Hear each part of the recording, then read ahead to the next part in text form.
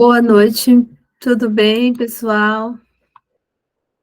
Nossa aula hoje vai ser um pouquinho diferente, porque a gente vai, de certa forma, entrar dentro da alfabetização, mas a gente vai estudar um pouquinho hoje a ciência ABA, a análise do comportamento. Eu falei para vocês na semana passada que a gente talvez tivesse, né, hoje uma convidada. Mas infelizmente ela não conseguiu, por conta dos atendimentos, né, se organizar para estar aqui, mas ela mandou um material bem básico assim dos atendimentos que ela faz, então eu vou compartilhar com vocês no grupo depois, tá bom? Por que a gente vai falar sobre aba, né? Porque quando a gente fala de alfabetização, de autista, de pessoas com autismo, nós precisamos sempre pensar no comportamento. Como que eu vou alfabetizar um paciente, um aluno com autismo, se ele não consegue sentar, se ele não consegue me olhar nos olhos, se ele não consegue, por exemplo, atender um comando, se ele não consegue compartilhar um brincar, se ele não consegue executar uma ação que eu deseje, que eu espere para realizar, por exemplo, uma atividade de cópia, para realizar um pareamento, uma colagem, para escrever algo. Então, esses comportamentos, eles são comportamentos que atrapalham a alfabetização. A gente chama de barreiras de aprendizagem. Então, a gente vai ver o que são essas barreiras de aprendizagem também dentro da análise do comportamento. A gente vai ver hoje, na verdade, o conceito de aba, mas a gente vai entender um pouquinho como aplicar essa aplicabilidade, né? Como aplicar a ciência aba dentro da escola. Por que escola? Porque o psicopedagogo, o neuropsicopedagogo, o professor da educação especial, o pedagogo, ele vai precisar utilizar também esse conhecimento dentro da escola.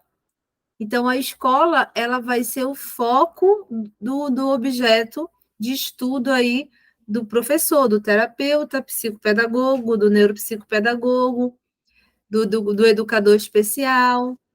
Então, a gente precisa conhecer, na verdade, qual é a necessidade desse aluno e conhecer qual é o comportamento que ele está emitindo, qual é de fato o comportamento que está prejudicando ele ler e escrever, qual o comportamento que está prejudicando esse meu aluno a conseguir, por exemplo, realizar uma leitura. Então, é isso que a gente vai estudar hoje dentro da análise do comportamento. Vocês, na primeira aula, receberam material, vocês estudaram um pouquinho do que é o autismo, a gente falou sobre o autismo, mas para falar de aba e falar de comportamento, eu não posso deixar de conceituar o autismo para vocês, então a gente precisa voltar lá e conceituar e entender o que é o autismo, para a gente poder entender também como trabalhar o comportamento desse aluno, desse paciente com autismo. Então, o autismo tiveram várias modificações nessa nomenclatura, né? Então, de 2015 para cá, se você tem, por exemplo, qualquer material que fala sobre autismo, você pode ter certeza que esse material que você tem, por exemplo, de 2014 para lá, é um material que ele está defasado. Então, eu estava preparando a apostila para vocês e eu achei material, porque a minha primeira pós-graduação, na verdade, eu comecei em 2014, minha primeira pós-graduação, e em autismo. E logo depois eu tive que fazer uma atualização, né? Fui fazer uma atualização em 2017, para vocês terem uma ideia, porque os conceitos, na verdade, a classificação tinha mudado. Então, a gente tinha várias definições aí do autismo. Por exemplo, o autismo, na classificação do DSM-4, né, de 2014 para lá, o autismo ele vinha como vários nomes. Então, a gente tinha separação aí do autismo em diversos tipos de nomes, né? Por exemplo, um tipo de autismo era o síndrome de Asperger, que era considerado um autismo hoje leve, nível 1. Então, se você for pegar material, você vai ficar confusa. Então, você vai ver que, poxa, é muita coisa para a gente entender, era muito confuso. E hoje, o que, que acontece? No DSM-5, que ele foi atualizado em 2015, né? Hoje ele traz uma nomenclatura diferente do autismo. Hoje o autismo ele é considerado um espectro, e ele também tem subdivisões, agora ficou em níveis, né? Tipos de autismo. Então, é o transtorno do espectro autista, que ele vai caracterizar pelo desenvolvimento atípico e manifestações comportamentais. Olha só, comportamento, gente. O autismo vai afetar o comportamento. Então, ele vai ter nível 1 de suporte, que a gente chama, que ele vai necessitar de apoio para ler, para escrever, pode necessitar de apoio para realizar alguma atividade, tarefa do dia a dia. O nível 2 ele vai necessitar de apoio um pouco mais que o nível 1, então pode ser que ele necessite aí de um professor mediador, pode ser que ele necessite de uma adaptação curricular bem maior, pode ser que ele necessite de um suporte para realizar demandas diárias. O nível 3 ele vai exigir um nível de suporte muito maior que o 1 e o 2. Então, provavelmente, ele vai exigir aí um suporte bem mais amplo educacional. Então, adaptações em específicas, tanto na questão que a gente chama funcional, adaptativa, de executar uma tarefa do dia a dia, quanto nas questões pedagógicas também. Então, a gente precisa entender qual é o tipo de autismo do nosso paciente ou do nosso aluno, porque ele vai ter manifestação corpo, que é comportamento, vai ter déficit na comunicação e vai ter também déficit também aí na interação. Perceba que o comportamento aparece mais vezes aí, né? Você vai ler aí que ele vai ter também comportamentos repetitivos e estereotipados. Então, esse comportamento repetitivo e estereotipado pode atrapalhar a alfabetização dele. Então, a gente precisa estar bem atento qual é o tipo de autismo do nosso aluno ou do nosso paciente. Aqui está mostrando para vocês a classificação, depois vocês leem com calma, tá? Agora, na classificação atual, a gente só tem os tipos.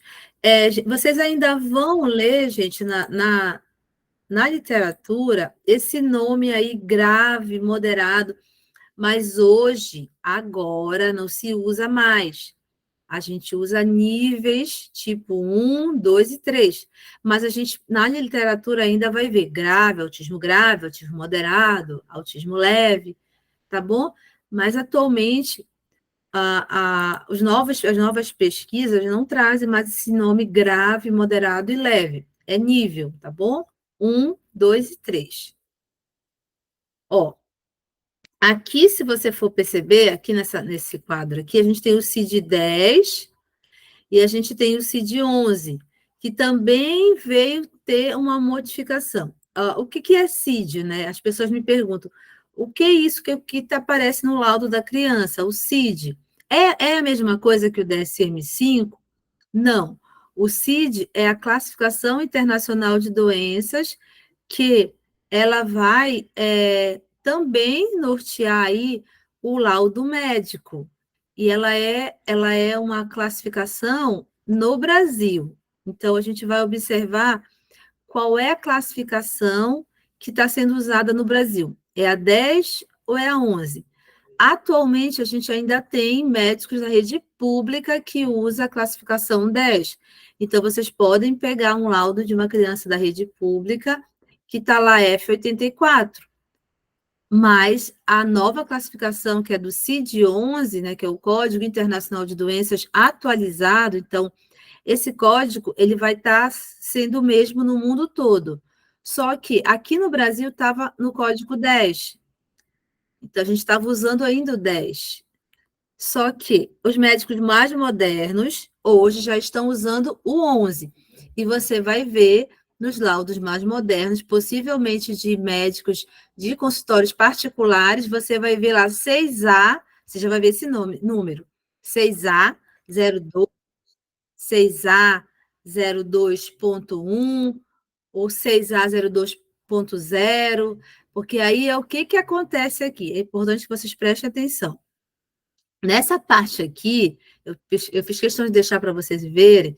Quando vocês verem lá 6A.0, ele não tem deficiência intelectual.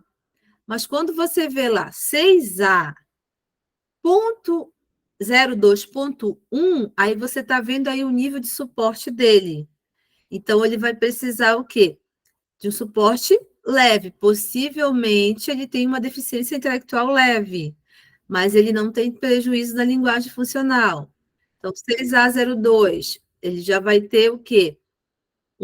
Ele pode não ter DI, mas ele também tem prejuízo na linguagem. Então, você vai começar a perceber aí os tipos de autismo pela classificação do CID-11. Então, é bom que vocês tenham esse CID em PDF. Eu vou mandar para vocês, eu vou pesquisar aqui onde é que eu deixei no meu material, eu vou mandar para vocês. Esse CID também é importante vocês terem, tá bom? Aqui está falando mais porque aquela imagem estava um pouco apagada, essa daqui dá para ver melhor. Olha.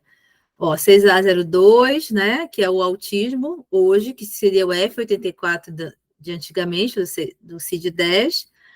E aí você tem o 6A02.0, sem deficiência intelectual, mas com comprometimento leve ou ausente de linguagem. Aí você vai vendo a classificação por aqui. Depois você dá uma lida para você poder estar mais por dentro dessa atualização aqui.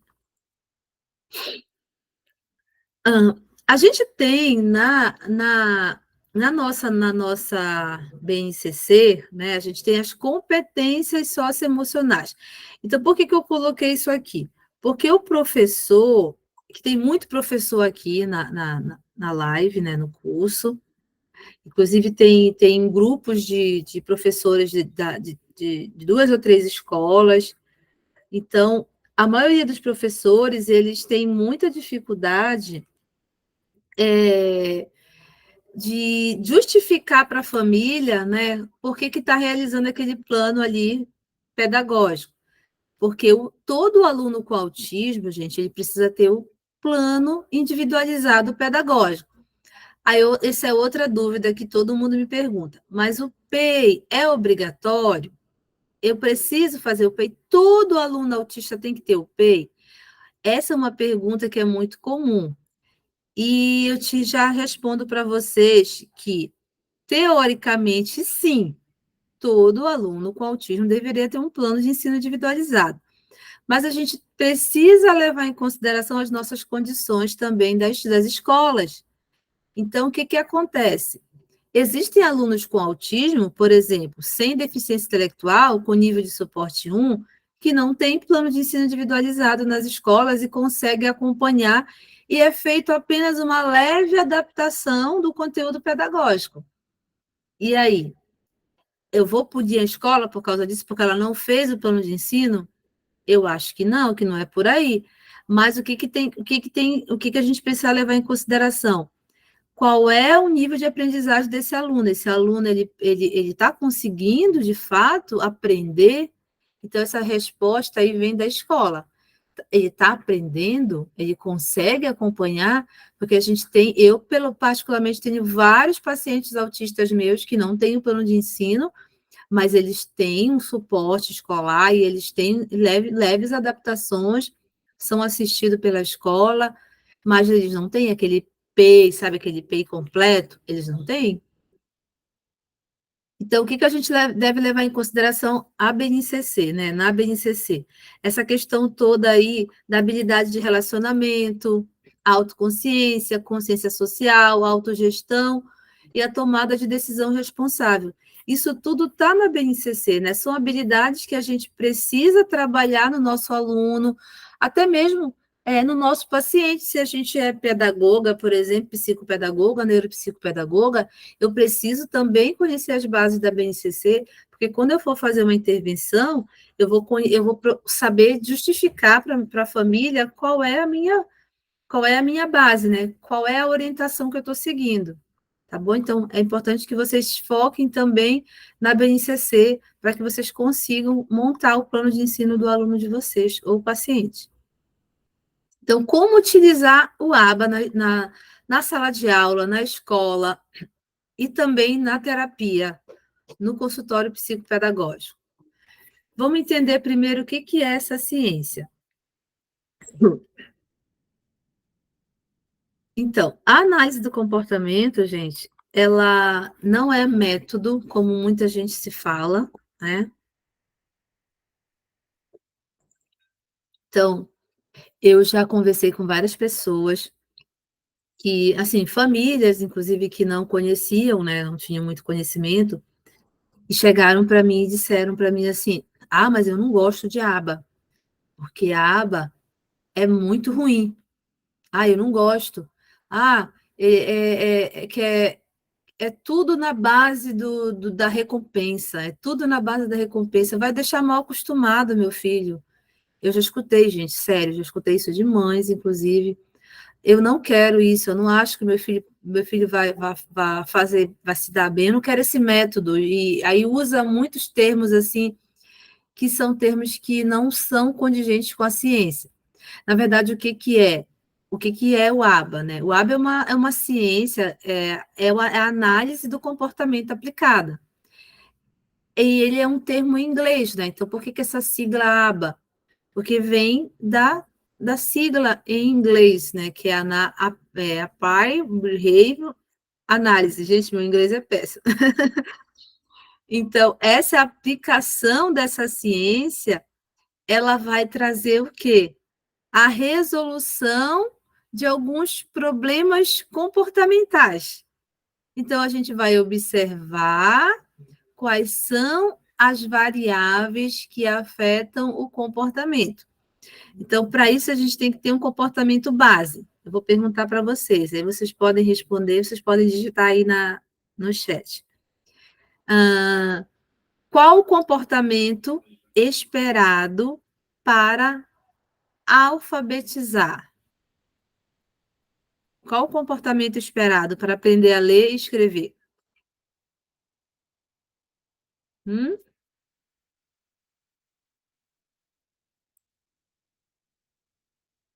Qual o comportamento, gente?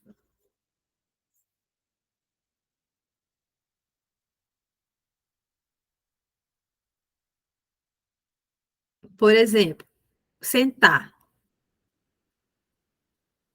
É esperado para poder ler, escrever? Agora que eu entendi, Liliane. Não, não, não. Sentar é um comportamento. É esperado, eu preciso que a criança sente para que ela consiga prestar Consiga ler? atenção. Não, não necessariamente. Hum, Eu preciso preste, acalmá-la, né? preste atenção na pergunta, para vocês refletirem aí.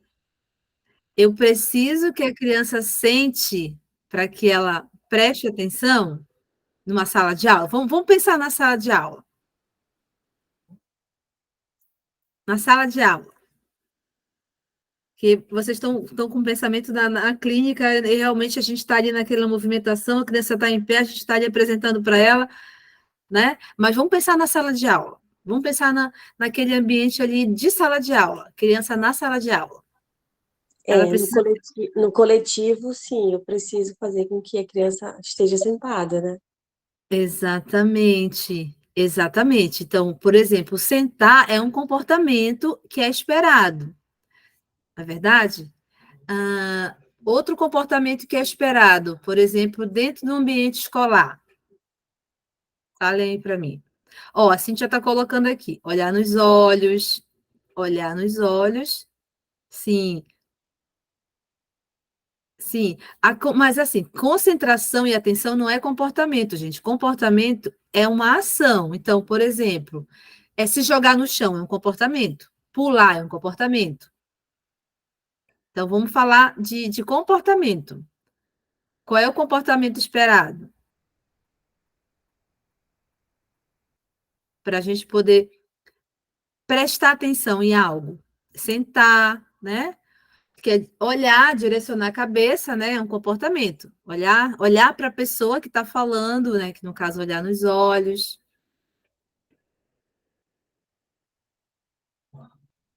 Parar para ouvir, né? Ou seja, parar, né? É um comportamento. Eu paro, aí eu direciono o ouvido, né? É um comportamento. Isso. Então, a gente precisa primeiro entender o que é comportamento, né? Para vocês poderem começar a observar o olhar ali do paciente, do aluno de vocês. Comportamento, por exemplo, correr. Correr é um comportamento. Correr eu posso estar correndo enquanto eu estou ali prestando atenção na professora falando? O que vocês acham? O que vocês acham? Posso correr?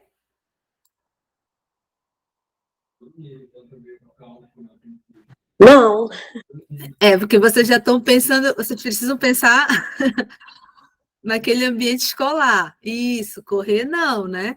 Mas, lógico, quando a gente está já no ambiente clínico, a gente já reinventa, a gente já faz tudo que tem para fazer, atendendo a necessidade daquela criança. Eu já cheguei a alfabetizar andando, alfabetizar a criança pulando, já fiz várias vezes isso.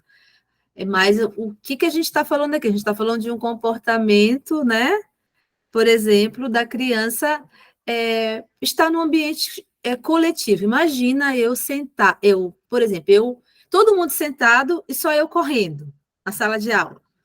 Imagina todo mundo sentado e eu jogando, por exemplo, os lápis no colega. É um comportamento.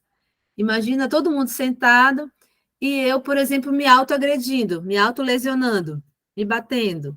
Ou batendo, por exemplo, no colega, né? A agressão que a gente chama de autoagressão e heteroagressão. Imagina, por exemplo,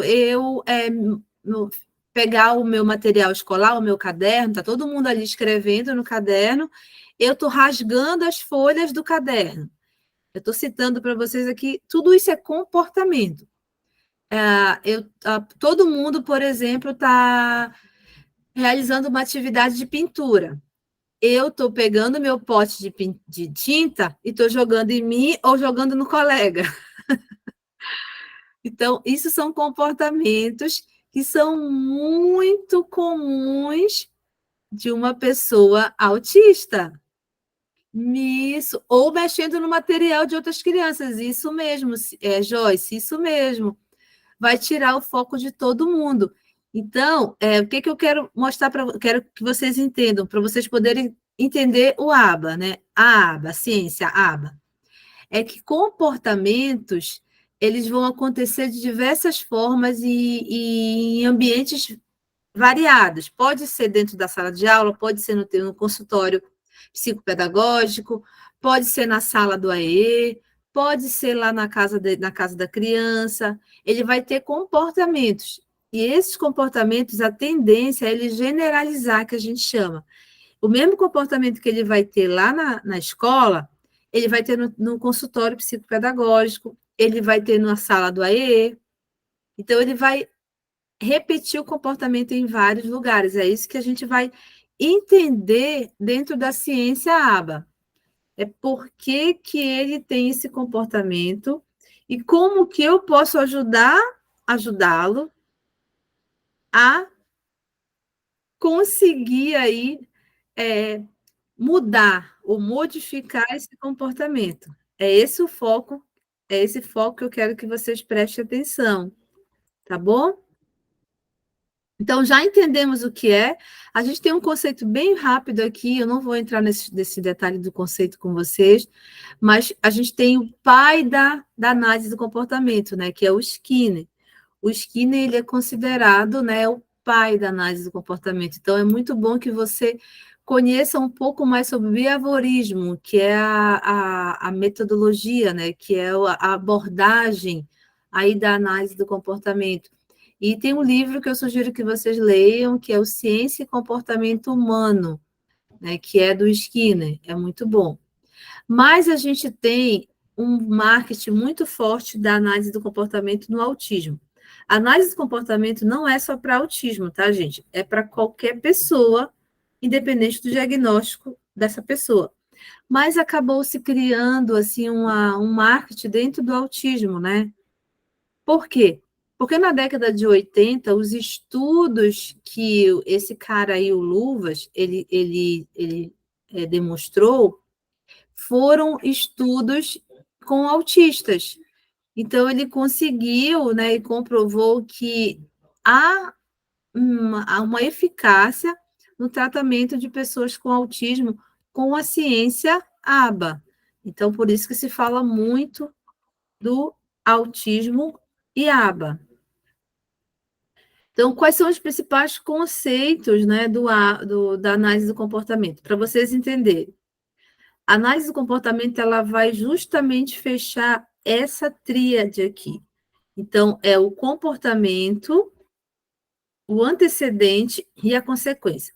Vocês vão sair alfabetizando, vocês vão conseguir alfabetizar, vocês vão conseguir ajudar o paciente de vocês, o aluno. Só um pouquinho, gente.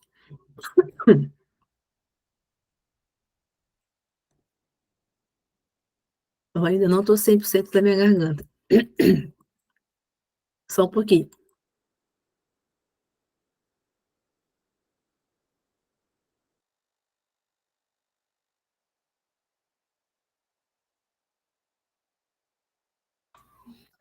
Então, esses conceitos. Ai, gente, espera aí que minha garganta deu.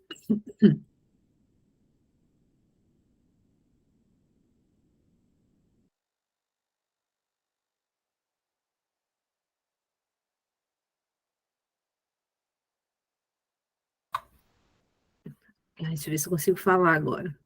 Eu não consegui ficar boa dessa garganta. Então, esses comportamentos, eles são importantes para vocês observarem. Então, qual é o comportamento? Por isso que eu perguntei para vocês. Qual é o comportamento do teu aluno, do teu paciente? Ele se joga no chão, ele bate, ele empurra, ele gira. Tudo isso é comportamento. Ele chora para sair da sala, chorar, né? O comportamento. Então, você vai ter que observar qual é o comportamento do teu aluno. Mas o quê? O comportamento, gente, ele ocorre por causa de um antecedente. Então, o que foi que provocou o comportamento? E qual é a consequência desse comportamento? Então, a gente tem um antecedente que vai ser o motivo do comportamento. É isso que eu quero que vocês observem lá com as crianças de vocês. Por exemplo, você tem uma criança, aqui dá para vocês verem. Você tem uma criança que coloca o dedo na tomada. E você sabe que se você colocar o dedo na tomada, você vai tomar um choque. Mas a sua criança, ela, por exemplo, ela não tem essa percepção. Então ela vai lá, né? Ela olha aquela tomada, coloca o dedo na tomada e, consequentemente, ela recebe um choque. Quando ela recebe o choque, ela se assusta, e provavelmente ela não vai colocar novamente o dedo na tomada. Por quê? Ela sabe que se ela colocar o dedo lá, ela vai tomar um choque, e o choque não é uma coisa boa. Então, ela aprendeu, que a gente chama lá, na análise do comportamento, ela teve o quê? Ela teve que aprender que aquele comportamento de colocar o dedo na tomada não é um comportamento bom, porque teve uma consequência ruim. Então, vamos imaginar o aluno, vários casos aqui, vou dar um exemplo. Vocês também já me trouxeram os exemplos no grupo. Quem faz mentoria, no grupo de mentoria, teve vários exemplos de casos, né, de crianças que não conseguiram, por exemplo, fazer as atividades, não conseguiram entrar na sala de aula porque bateram no colega ou se autoagrediram. Então, esses são comportamentos muito comuns na pessoa com autismo por causa da hiperestimulação também sensorial. Então, quando ela está num ambiente que tem muita gente, ela vai ter muita dificuldade, sabe, assim, de se reorganizar, de reorganizar os sentidos. Então, ela vai ter uma hiperestimulação, então ela vai ter necessidade de sair da sala, ela vai precisar se autorregular. Então, é por isso que a gente precisa entender quando é o comportamento por desregulação ou quando é um comportamento por atenção ou acesso a item. Então, por exemplo, eu recebi uma mensagem de uma escola, de um paciente que eu atendo, um paciente nível 2, não verbal, que a escola tem ligado com muita frequência para a família e buscar ele antes do horário. E desde o ano passado, ele já é meu paciente há 1 ano, desde o ano passado que eu faço a ponte com a escola, só que é uma escola pequena e eles não têm estrutura para contratar um professor exclusivo para o aluno. Então, a própria dona da escola, que é a mediadora do aluno, e ela tem que ser a diretora, ela tem que ter outras funções, então, muitas vezes, ela não consegue, de fato, fazer aquela função de mediadora do aluno. Então, essa semana ela me ligou e pediu ajuda porque ela não está conseguindo manter ele na escola. E a família tem ido buscar mais cedo. E a família está chateada porque a família não quer buscar mais cedo. A família quer que ele fique na escola o tempo que tem que ser da escola. Como ele é não verbal, ele ainda não faz a leitura funcional. O que ele faz? Ele pareia, ele faz cópia. Hoje, inclusive, eu vou botar no grupo para vocês verem, ele fez a cópia com suporte dos cards, das fichinhas e a lousa mágica. Então, ele tem algumas habilidades, mas ele não tem habilidades ainda esperadas para ler e escrever, como, por exemplo, consciência fonológica, né? Então, a leitura dele, o conhecimento dele, ele pode até chegar a vir a ser um leitor, sim, mas ele vai ser um leitor que ele vai precisar sempre estar descrevendo para mim. Então, ele vai ter que escrever, por exemplo, as palavras, ele não consegue falar, ele escreve. Ele vai ter que parear comigo palavras e imagens, mas ele pode se tornar um leitor sem ser um leitor verbal, né? Um leitor visual. E ele, então, qual é o desafio agora? O desafio é fazer a visita na escola. Então, semana que vem eu vou na escola, porque eu quero observar por que ele não quer ficar na sala de aula. Qual é a função do comportamento dele naquele ambiente?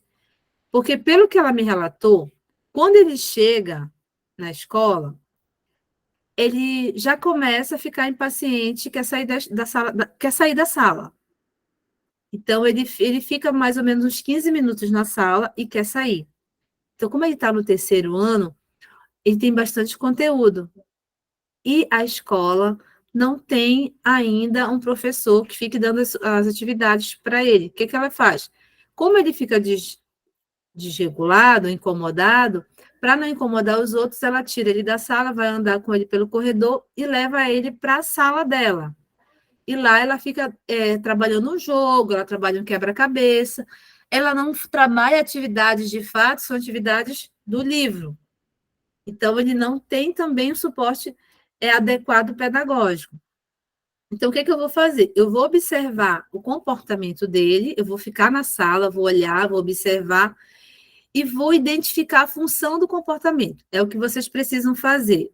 Observar a função do comportamento. Por que, que ele está chorando para sair da sala? 15 minutos, ele chegou na sala, 15 minutos ele já quer sair. Ele sai da sala, chora e sai. O que acontece aí? O comportamento está sendo reforçado. Vocês percebem na tríplice aí, contingente? Você tem um estímulo, você tem um comportamento e você tem uma consequência. Se ele chega na sala com 15 minutos, chora, e toda vez que ele chorar, alguém vai tirar ele da sala, o que vai acontecer com esse comportamento, gente? Vai aumentar o comportamento de sair da sala ou vai diminuir? Vai reforçar com que ele saia, né? O que vocês acham que está acontecendo? Você acha que está acontecendo isso? Ele está sendo reforçado a sair da sala?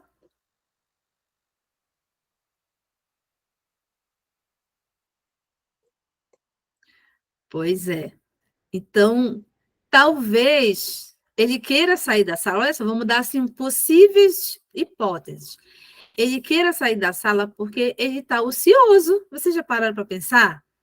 Ele não tem um plano pedagógico.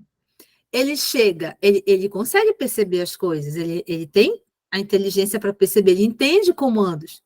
Ele olha todo mundo com um livro, por exemplo, fazendo atividade.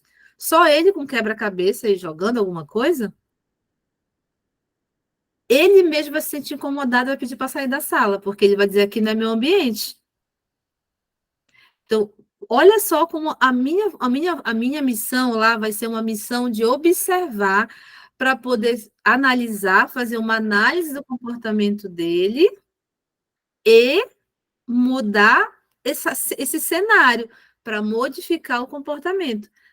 Alguém falou aqui, a Cíntia, ele está entediado em fazer as mesmas coisas. Exatamente, eu também estou achando que é por aí. Mas eu preciso realmente estar lá na escola, observar presencialmente. E isso, gente, é uma questão que a clínica e a escola deveriam estar sempre em parceria, porque um tem que ajudar o outro. Eu não, o relacionamento que eu tenho com ela, né, com a dona da escola, é um relacionamento amigável. Então, ela sabe que eu não vou interferir no trabalho dela e ela também não vai interferir no meu trabalho. Então, nós estamos cada uma ajudando a outra. Mas a gente sabe que a maioria das escolas muitas vezes não permitem, por exemplo, que o psicopedagogo vá até a escola, ou o psicólogo, porque eles têm o receio de serem criticados, por exemplo. Eu imagino, né, que não deve ser fácil para a escola tá tendo que lidar com todos esses, com um grupo de pessoas e ainda tendo que lidar com uma pessoa que tem um comprometimento, né? A Graça está dizendo aqui, criar algo para chamar atenção. Ele pode estar querendo, por exemplo, também se comunicar, dizer talvez para a escola ou para os amigos, olha, vocês não estão prestando atenção em mim, eu quero aprender igual vocês. Será que também ele não está querendo se comunicar? Será que não é uma forma de se comunicar? Então, a gente tem várias opções. E aí, isso já vai como exercício para vocês já anotarem lá para o paciente de vocês, o aluno de vocês, qual é a função do comportamento dele. Vocês vão observar o que acontece antes do comportamento. Ó, o estímulo aqui é a sala de aula. Ele entra, olha só, gente, ele vai para a sala de aula. Ele entra na sala de aula. Mas passa uns 15 a 20 minutos, ele manifesta o comportamento de choro. Ele se autoagride, ele se bate, ele fica se batendo, e ele incomoda os outros, e aí ele tem que sair da sala. A consequência, sair da sala. Então, eu quero que vocês observem o comportamento do paciente ou aluno de vocês, para que a gente possa observar a função do comportamento deles, tá bom? E vocês podem ler depois com calma esse material. O que acontece aqui? O reforço vai aumentar as chances de ocorrer o comportamento. Então, no caso de tirar o aluno da sala de aula, é um reforço. Olha lá, ele está sendo reforçado. Então, as chances de aumentar a saída da sala, dele chorar, é como se fosse um bebê, por exemplo, que está querendo colo da mãe. Ele chora, está no berço, ele chora. Toda vez que ele chora, a mãe pega no colo, o que, que vai acontecer? O próprio bebê já emitiu uma comunicação de que ele quer colo, toda vez que ele chore. Então, reforça um comportamento. Então, está sendo reforçado o comportamento dele de sair da sala. E isso que a gente não pode deixar acontecer. Então, o reforço, ele pode ser um reforço positivo e pode também ser um reforço negativo. Então, por exemplo, no caso de um reforço negativo, a criança, por exemplo, ela gosta, por exemplo, de jogar, de montar um quebra-cabeça, por exemplo.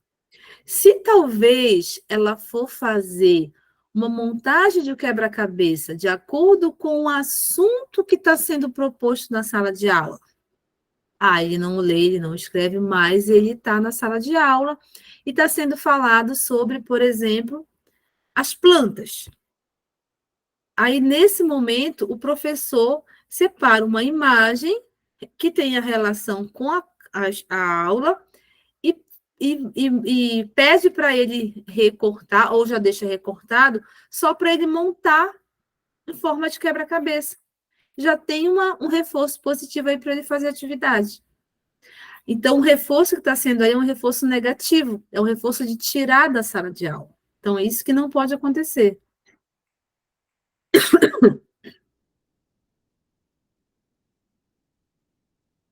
E a gente tem também os reforçadores. Quando a criança está fazendo atividade, a gente pode estar também reforçando com elogios.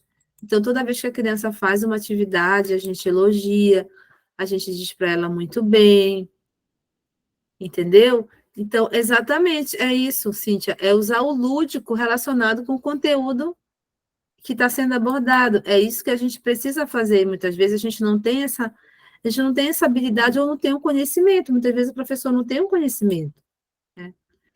Então, sempre reforçar o que o aluno faz com muito bem.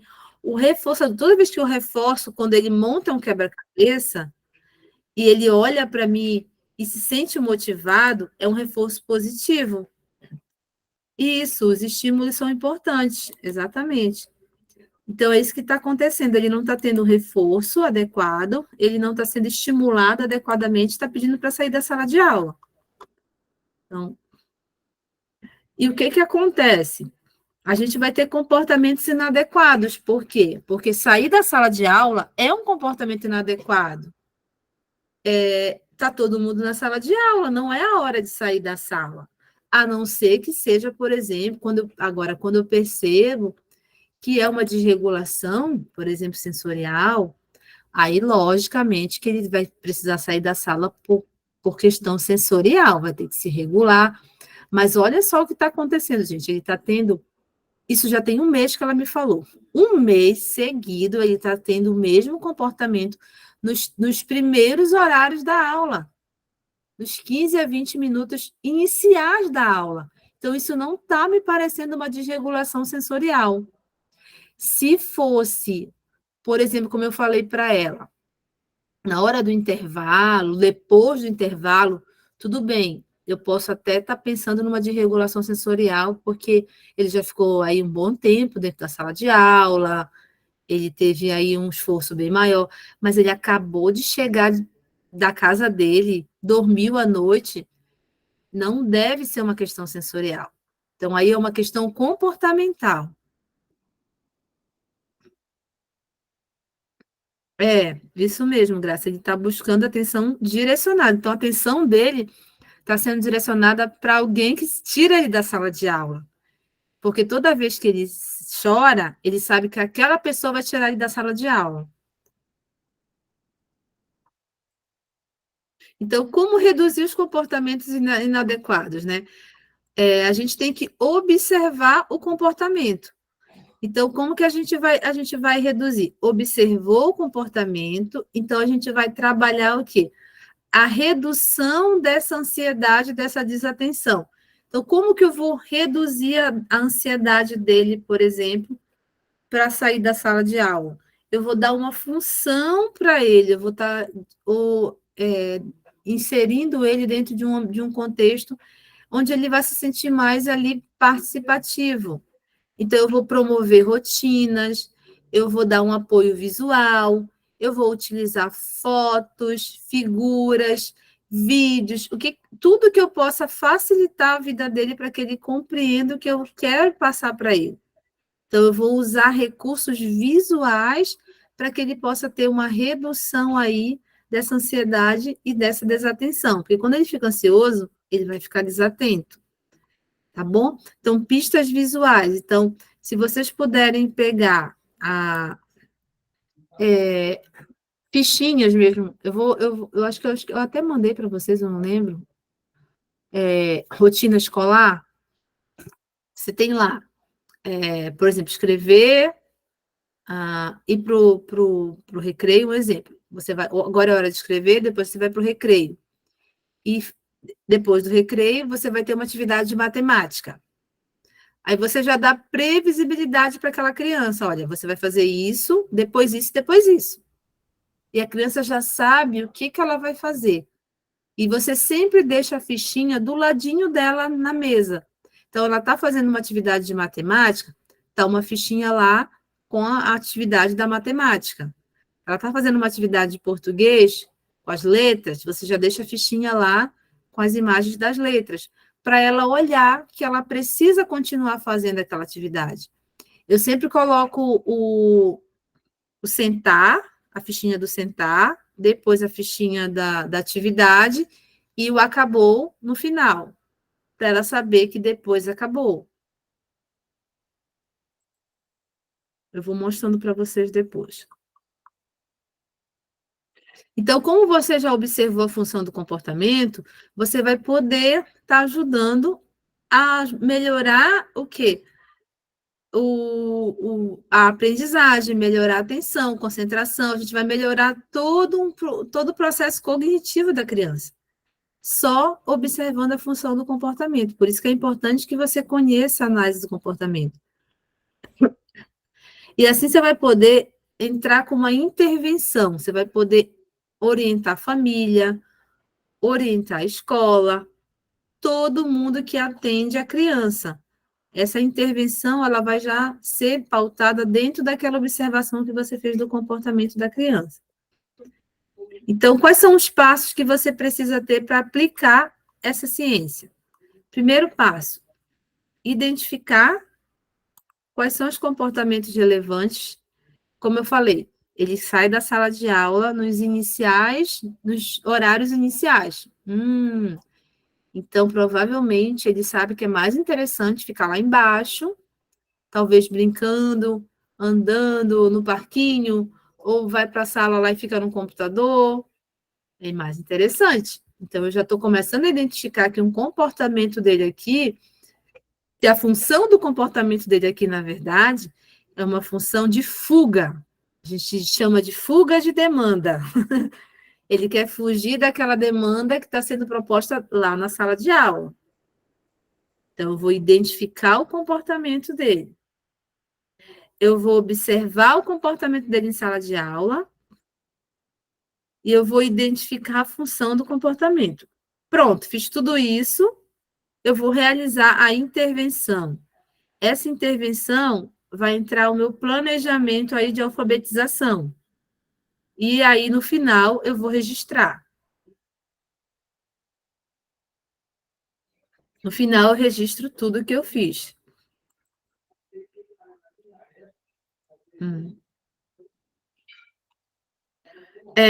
Eu utilizo também, tem alguns protocolos que vocês podem utilizar, como, por exemplo, o Portage, é muito bom. Se eu não mandei, eu vou mandar para vocês o VipMap e o Weibus. Esses 2 protocolos aqui, é importante que você tenha uma formação para aplicar eles. Eles não são restritos, tá, gente? Mas é importante que você tenha uma formação, porque você vai entender como é que funciona. Mas eles são muito bons para você poder estar montando também até mesmo um programa de ensino pedagógico. Eles são maravilhosos. E a gente também tem alguns casos aqui, eu trouxe alguns estudos de caso para a gente fazer. Mas antes da gente falar do estudo de caso, eu queria dar algumas dicas para vocês de ajuda. Por exemplo, você já tem um paciente, um aluno, que ele não está alfabetizado, e a família, por exemplo, quer que ele se alfabetize. Você vai começar, gente, olha, a base tem uma pirâmide aqui, ó. A base dessa pirâmide é a ajuda física. Lembra do comportamento de andar, de correr, de pular, de girar? Então, isso eu vou dar ajuda física. A criança vai precisar de uma ajuda física. Eu vou lá, por exemplo, ela está girando na hora da aula. Eu quero que ela sente. Eu vou lá, delicadamente, convido a criança a sentar, a criança não sentou, eu dou ajuda física. Eu vou, levo a criança até a cadeira e sento a criança. Logicamente, sem machucar a criança. O que algumas pessoas fazem quando não conhecem a análise do comportamento, e que eu já vi pessoas usando inadequadamente essa ajuda física, e até grosseiramente com a criança, puxar forte o braço. Eu já vi, gente, isso eu já vi, e são pessoas que não sabem, não têm o menor manejo de comportamento. Isso pode machucar a criança. Então, tem que ter cuidado, por exemplo, quando você for dar uma ajuda física para uma criança que tem muito comprometimento. Então, vai sentar, senta a criança. Às vezes, você precisa, logicamente, impor um pouco mais, né, de força, mas cuidado para não machucar a criança. Então, senta, a criança quer ficar sentada? Não, provavelmente ela não quer. Mas aí você tem que manejar essa ajuda física com outro suporte lúdico. Então, por exemplo, a criança está sentada ali. Então, ela sentou, e aí eu ajudo ela a sentar, né? Mexe o bracinho, ajusta o bracinho, ela não coloca o braço em cima da mesa. Eu vou lá, pego o braço, coloco o braço em cima da mesa, pego a mãozinha dela, coloco o lápis na mãozinha. Então, eu dou sempre ajuda física. Aí eu quero que ela contorne uma letra. Ela não contorna. Eu vou lá, dou ajuda física, pego na mão. Eu faço todo o suporte físico que tem que fazer para ela poder conseguir fazer aquela ação. Então, esse é o primeiro passo. Então, vai ser necessário que você faça isso. Quando passar desse nível, a criança vai necessitar só de ajuda gestual, que é o que a gente chama de modelação. Então, ela sentou, pegou o lápis, ela sentou, apoiou o braço para fazer a escrita. O que você vai fazer? Você só vai ficar de frente para ela e modelar, que a gente chama, dar um modelo, dar um exemplo para ela. É assim, faz assim. Pega e faz assim. Você deu o modelo? É o gesto. Eu sempre vou dar o gesto. Aqui, aí eu vou aponto. Ali. Muito bem, para cá. A gente chama de ajuda gestual. E depois que a criança já consegue, ela tem um pouco mais de concentração, eu só dou ajuda verbal e visual. Mostro a fichinha e digo, escreva bola. E ela escreve.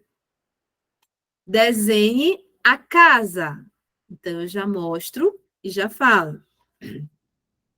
É exatamente, Joyce, é isso mesmo. Então, a gente tem que seguir essa pirâmide. Então, comportamento, ele vai precisar que eu conheça essa pirâmide aí de ajuda. Então, vocês precisam de memorizar essa pirâmide. Inclusive, quando vocês estiverem, por exemplo, com a criança de vocês alfabetizando, ela não vai querer sentar, você vai ter que deixar essa criança, por exemplo, do seu lado. Você senta do lado, a gente chama de contenção, a gente vai dar contenção, a criança vai ficar contida, ela não vai levantar dali enquanto ela terminar a tarefa. ela está contida ali, eu sento do lado, direciono o meu corpo para que ela não tenha esse manejo para levantar, dou ajuda física, modelo e deixo a criança depois ter o momento dela de relaxamento. Mas naquele momento ali, ela precisa ser contida para realizar a tarefa. Mas a gente tem que ter muito cuidado aí para não entrar numa questão aí que vai ser uma questão perigosa de até mesmo ser agressiva com a criança. É isso que muita gente não tem cuidado. Eu já vi pessoas sendo bem agressivas com a criança nessa hora da contenção. A gente precisa ter cuidado, que a gente também está lidando com um ser humano. Então, por exemplo, sentou do lado, faz a contenção, não deixa ela levantar, executa. Ah, ela conseguiu executar um pouquinho, tudo bem. Levanta, faz o que ela quer. Aí depois você parabeniza, brinca com ela, volta de novo com ela para a tarefa. Vai fazer isso várias vezes. Levantou, relaxou, volta de novo. Isso pode demorar um tempo. Então, vocês precisam ter paciência, porque aqui sempre é modelagem de comportamento.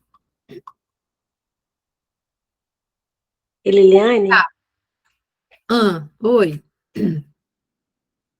tá, era muito parecido com o que eu ia te perguntar sobre isso. Nós estamos falando dentro de uma realidade, né, escolar, que nem sempre o aluno, a professora tem suporte, né? Uhum. Agora, imagina esse aluno, ele se bate, se joga no chão, isso tem os outros coleguinhas lá, né? Se bate, se joga no chão, quando é dado material, ele joga ou rasga, dependendo do que for, Uhum. Sim, quebra. No caso do manejo, de tentar conter, de trabalhar isso com ele, primeiro tentar acalmá-lo, tentar com que ele se sente, porque assim, ele não vai fazer atividade de imediato, né? Mas sim, a intenção é só que pelo menos ele trabalhe o comportamento, né? exatamente. É por isso que você vai precisar ter um tempo para poder, que a gente chama de vínculo, que é só para trabalhar comportamento. Isso vai de 15 a 30 dias. É vínculo, que a gente chama de vínculo com a criança, e trabalho, que a gente chama de manejo de comportamento. Então, esse vai demorar, varia muito de criança para criança. Eu já consegui fazer manejo de comportamento em criança com uma semana, essa criança comigo. Chegava assim com um comportamento muito inadequado, quebrar toda a sala, me bater, se jogar no chão, se autoagredir. E com uma semana eu consegui manejar o comportamento e a criança não teve mais esse comportamento. Mas são casos assim, casos. Na maioria dos casos é um mês. O professor, o terapeuta ali conduzindo aquele comportamento. E isso com a ajuda da família, porque você vai precisar do reforçador aí. Aí o reforçador vai ser muito importante, que a gente vai entender que algumas crianças têm algumas necessidades. Só fazem, por exemplo, se elas tiverem ou algo que elas gostam para comer, ou algum brinquedo que elas queiram, ou um objeto que elas queiram. A gente precisa saber qual é o interesse daquela criança. A gente vai usar aquele objeto ali para manejar o comportamento. Entendeu? Outra coisa é relação no caso, o professor, na sala de aula. Como é que no caso, seria eu falando com ele, né? O meu tom de voz, eu me abaixo, fica na altura. Como é que funciona mais ou menos isso? Assim, eu O aumento o tom? ideal, o ideal é você aumentar a entonação de voz no mesmo nível da criança. Mas assim, não adianta só você aumentar o tom de voz, você tem que dar ajuda física, porque ela tem que te olhar. Então você fala, senta. Aí, por exemplo, fala, senta aí o menino está andando. Não, você vai lá, se abaixa, fica na direção dele, olha para ele, vamos sentar? Ele não sentou, você sentar. Aí você vai, ajuda ele a sentar. Aí dá ajuda física. Então, você precisa aumentar o tom de voz gradativamente à medida que ele te olhe, porque o olhar dele muitas vezes vai estar direcionado para outras coisas. Ele tem que estar olhando para você e você mescla o olhar e a fala. E aí, nesse momento da fala, é necessário que você tenha uma entonação de voz diferente para que ele consiga perceber que você está tendo ali uma certa autoridade em relação a ele, para que ele tenha consiga compreender você. Porque eles também testam a gente bastante. Ó, tem um exemplo aqui do Pedrinho, para vocês treinarem. O Pedrinho, ele é um caso real, tá? Só que não é com esse nome, lógico, o nome foi fictício. Mas ele, toda vez que ele chegava na sala de aula, a reclamação da professora era essa, que ele chegava, jogava o sapato e ficava rodando, rodando, rodando na sala. Ele usava fralda, agora ele não está mais usando, tá? Mas ele usava nesse período e ele sentava por 40 segundos só. Era muito rápido, levantava. E o boneco do dinossauro era justamente o hiperfoco dele. Então, ele tinha uma sensibilidade tátil, não gostava de sujar as mãos, agora melhorou também. E ele sabia, nessa época, ir parear vogais e cores. Hoje ele já conhece o alfabeto todo, tá? Ele conhece o alfabeto todo. Ele, apesar de ele ser nível 2, mas ele é verbal, mas ele tem uma dificuldade. Ele é, assim, ele é não verbal, mas ele tem algumas vocalizações. Quando ele fala não, ele fala sim, ele grita, ele só não, a gente considera não verbal porque ele não consegue formar uma frase, por exemplo, ele não consegue se comunicar através da fala de uma forma funcional, mas ele vocaliza, tá? Então, a questão aqui seria vocês montarem um plano para ele, para que ele pudesse participar das atividades da sala de aula e que vocês levassem em consideração o tempo que eles sentam, que ele senta, que é de 40 segundos. Aí tem um outro aqui, exemplo, que é a Mariana, de 8 anos, que ela também cospe nos colegas e na professora, também é um caso real. Não é esse nome, tá? É outro nome. Grita também toda vez que é contrariada, abre a porta da sala com muita frequência. Ela faz o uso do banheiro tradicional, ela vai no banheiro, ela faz as necessidades no banheiro, só que ela também tem um tempo de permanência de sentar muito baixo, ela só senta por 2 minutos. Então, ela gosta muito da Polly, a boneca Polly é o objeto de interesse dela. E também gosta de comer cereal durante a aula. A mãe sempre manda cereal no lanche e ela acaba aqui comendo durante a aula esse cereal, mesmo sem ser o horário do lanche.